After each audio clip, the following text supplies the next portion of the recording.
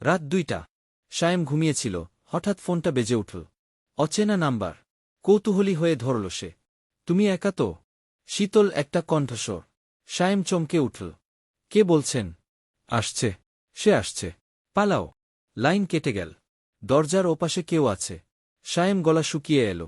Phone রেখে তাকাতেই দেখল দরজার নিচ দিয়ে একটা ছায়া নড়ছে। কেউ দাঁড়িয়ে আছে দরজার ওপাশে। তার বুক ধুকপুক করছে। ধীরে ধীরে দরজার দিকে এগিয়ে গেল। ঠক ঠক। দরজায় টোকা পড়ল। শায়েম দরজা খুল। সামনের করিডোর খালি। কেউ নেই। কিন্তু দরজার সামনে একটা চিরকুট পড়ে আছে। তুমি দেখেছ, তাই ও এখন তোমাকে দেখবে। শায়েমের শিরদাঁড়া বেয়ে শীতল স্রোত নেমে গেল। বাতাস যেন ভারী হয়ে উঠল। শায়েম দরজা বন্ধ করে পিছিয়ে এল। হঠাৎ ঘরের লাইট ফ্লিকার করতে লাগল।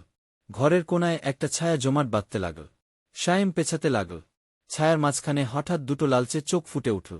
একটা ফিসফিস করা আওয়াজ এল। তুমি এখন আমাকেও দেখতে পাচ্ছ। শায়েম দৌড় দিল দরজার দিকে। কিন্তু দরজাটা আর খুলছে না। পিছনে তাকাতেই দেখল, ছায়াটা হাত বাড়িয়ে দিয়েছে তার দিকে। তারপর ঘরে আর কোনো শব্দ রইল না। দরজার বাইরে বাতাসে কেবল একটা ফিসফিস শোনা যাচ্ছিল। আরও একজন হারিয়ে গেল।